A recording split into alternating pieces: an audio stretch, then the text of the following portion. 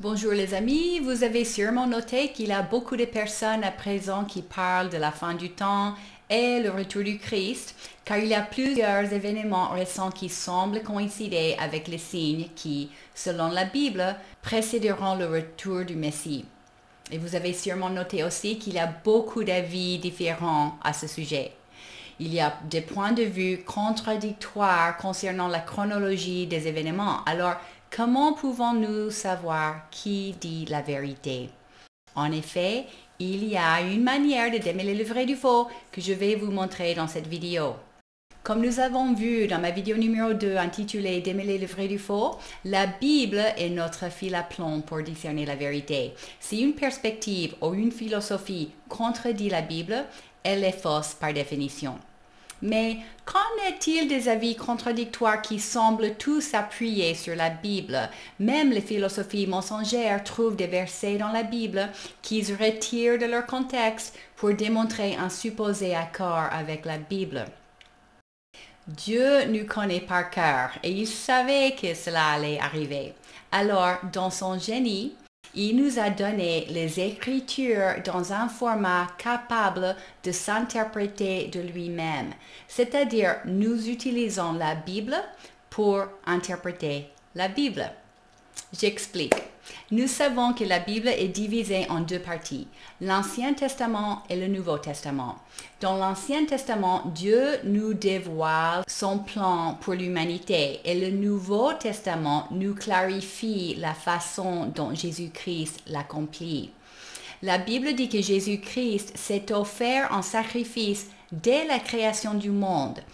Comment cela peut-il être vrai si Jésus s'est offert en sacrifice il y a 2000 ans, bien après la création du monde? Le temps est une dimension qui existe dans notre univers, mais Dieu habite au-delà de notre univers et il n'est pas sujet au passage du temps. Alors, de sa perspective, tout ce qui va passer est déjà passé, car il voit tout en même temps. Il voit la fin dès le début. Il n'y a pas de passage de temps dans l'éternité. Le temps est un phénomène de notre monde. Je pourrais en dire beaucoup plus à ce sujet, mais je le laisse pour une autre vidéo. Pour nous aider à comprendre son plan, Dieu a tout dévoilé depuis le début. Dès le premier livre de la Bible, il a dévoilé son plan pour l'humanité, y compris le timing et l'ordre des événements. Rappelez-vous des premières choses, celles des temps anciens, car je suis Dieu, et il n'y en a point d'autre. Je suis Dieu, et il n'y en a point comme moi. J'annonce dès le commencement ce qui doit arriver, et longtemps d'avance ce qui n'est pas encore fait. Je dis, mon dessein tiendra, et j'exécuterai toute ma volonté. Si Dieu dit de regarder le tout premier événement pour comprendre le dernier, alors regardons le tout premier événement. Regardons les 7 jours de création décrits dans le tout premier chapitre de la Bible, le premier chapitre de Genèse. Par la suite, nous verrons la façon dont il nous dévoile la chronologie des événements à venir. Au commencement, Dieu créa le ciel et la terre. La terre n'était que chaos et vide. Il y avait des ténèbres à la surface de l'abîme et l'Esprit de Dieu planait au-dessus de l'eau. Dieu dit « Que la lumière soit », et la lumière fut. Dieu vit que la lumière était bonne, et il sépara la lumière des ténèbres. Dieu appela la lumière jour, et les ténèbres nuit. Il y eut un soir, et il y eut un matin. Ce fut le premier jour. Lorsque la Bible dit « au commencement », elle parle du commencement de notre histoire. Il y avait déjà beaucoup de choses existantes avant nous. Nous savons de Ésaïe 14, Ézéchiel 28 et Luc 10, verset 28, qu'avant, c'était Lucifer qui régnait sur terre. Il y avait des villes et du commerce, mais la Bible dit que son cœur s'est enorgueilli, sa sagesse fut corrompue et il a essayé de hisser son trône au ciel pour ressembler à Dieu. Alors, Dieu l'a jeté violemment sur terre et l'impact de sa chute a laissé la terre dans un état de chaos. Puis l'Esprit de Dieu planait au-dessus de tous ces désordres et il a dit que la lumière soit. La lumière, c'est lui. Il s'est envoyé lui-même sur terre pour susciter un nouveau commencement.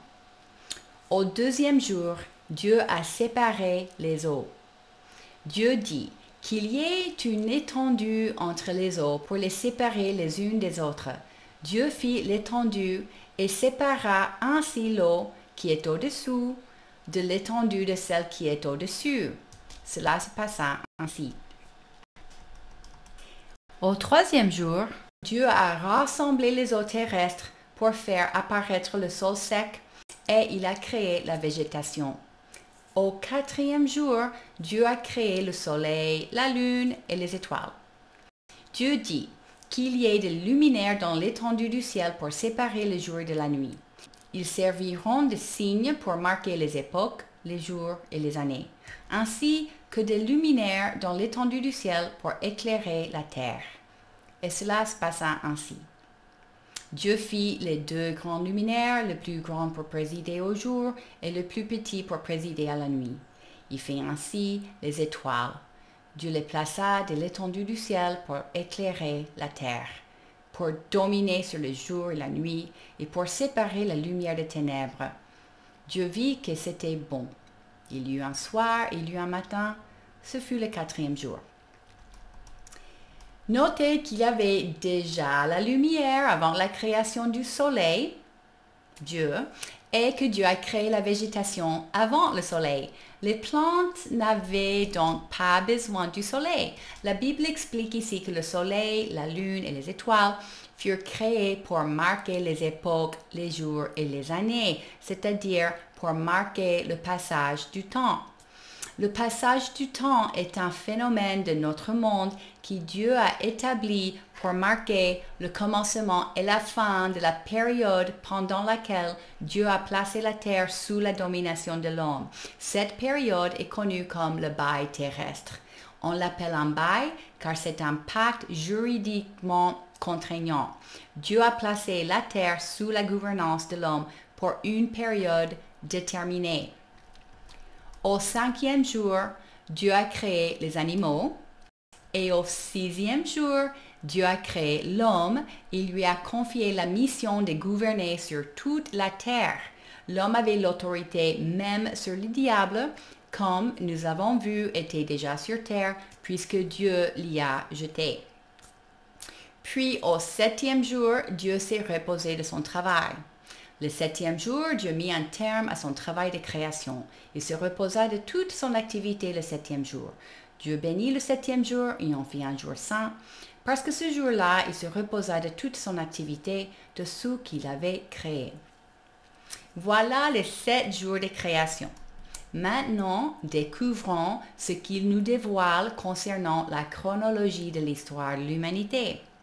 La Bible dit que pour Dieu, un jour est comme 1000 ans, et 1000 ans sont comme un jour. Mais s'il y a une chose bien-aimée que vous ne devez pas oublier, c'est qu'aux yeux du Seigneur, un jour est comme 1000 ans, et 1000 ans sont comme un jour. Superposons l'histoire de l'humanité sur les 7 jours de création, considérant chaque jour comme un millénaire. Notre histoire commence par la création d'Adam. Puis, il y a eu 2000 ans entre Adam et Abraham. Nous voyons que Dieu a conclu son pacte avec Abraham au 2e jour. C'est là où Dieu a séparé les eaux et a fait distinction entre les eaux d'en bas et les eaux d'en haut. Les eaux symbolisent le peuple. Les eaux célestes symbolisent les enfants de Dieu qui sont nés de Dieu. Dans Galates chapitre 4, l'apôtre Paul explique: en effet, il est écrit qu'Abraham a eu 2 fils, un de la femme esclave et un de la femme libre. Mais celui de l'esclave est né par volonté humaine, et celui de la femme libre est le fruit de la promesse. Ces faits ont une valeur allégorique, car ces femmes représentent 2 alliances. L'une vient du mont Sinaï et donne naissance à des esclaves, c'est Agar.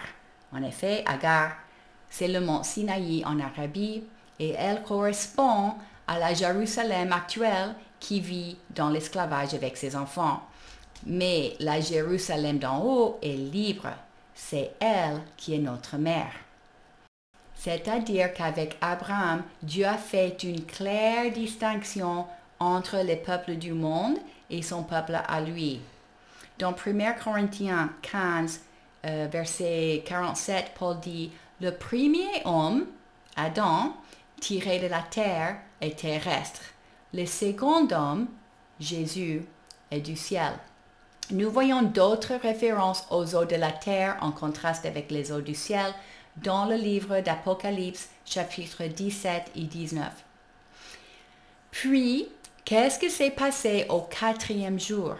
Jésus-Christ est venu au monde 2000 ans après Abraham, soit 4000 ans après Adam, au 4e jour. Dans Malachie chapitre 3, verset 20, Dieu dit, « Mais pour vous qui craignez mon nom, le soleil de justice se lèvera et la guérison sera dans ses royaumes. » Le soleil de justice qui est venu nous guérir est Jésus. Le soleil que Dieu a créé au 4e jour symbolise donc Jésus. Puis, la fin du 6e jour, symbolisée par la création d'Adam, marque la fin du bail terrestre. Alors, la période de la gouvernance de l'homme sur terre est de 6000 ans. Et nous savons qu'environ 2000 ans sont déjà écoulés depuis la résurrection de Jésus. Alors, nous savons que nous sommes très proches de la fin de cet âge. Mais n'essayez pas de calculer l'année ou le jour précis, car rappelez-vous que le calendrier utilisé par Dieu n'est pas le calendrier grégorien que nous utilisons. Le calendrier hébreu décrit dans l'Ancien Testament était un calendrier lunisolaire observationnel, c'est-à-dire il employait le soleil et la lune pour marquer le temps et le croissant de lune qui indiquait le début de chaque mois était déterminé par observation. Et ce calendrier a été remplacé après l'année 70 par un calendrier calculé mathématiquement au lieu d'un calendrier observationnel. Alors aujourd'hui, nous ne savons pas avec certitude en quelle année nous sommes par rapport au calendrier de Dieu. Et inutile de dire que ce calendrier est bien différent de notre calendrier grégorien, un calendrier solaire calculé mathématiquement. Quoi qu'il en soit, nous sommes proches de la fin du 6e jour. À la fin du bail terrestre, Jésus va retourner pour gouverner sur terre depuis son trône à Jérusalem. Il faut attendre jusqu'à la fin du 6e jour car le propriétaire ne peut pas occuper les lieux cédés à un bailleur lorsque le bail est encore en vigueur. Puis, le 7e jour symbolise le règne millénaire de Jésus. Jésus régnera sur toutes les nations de la terre avec justice pendant 1000 ans. Et pendant cette période, le diable sera lié et inactif. Le jour de repos que nous observons chaque semaine est un avant-goût du repos millénaire. Puis, à la conclusion du 7e jour millénaire, il y aura le jugement définitif de chaque individu et le sort éternel de chacun sera prononcé selon que son nom est écrit ou non dans le livre de vie. Alors, si quelqu'un essaie de vous persuader que la seconde venue de Jésus a eu lieu le jour de la Pentecôte et que nous vivons actuellement sous le règne millénaire, un point de vue qui prend de l'ampleur dernièrement, vous savez que ce n'est pas possible, car la Pentecôte a eu lieu lors du 4e jour et la Bible nous explique que Jésus retournera pour régner à la fin du 6e jour. Il y a maintes références dans la Bible pour nous éclairer sur la chronologie des événements programmés par Dieu, et nous les examinerons dans des vidéos ultérieures. Entre-temps, soyez bénis et à bientôt.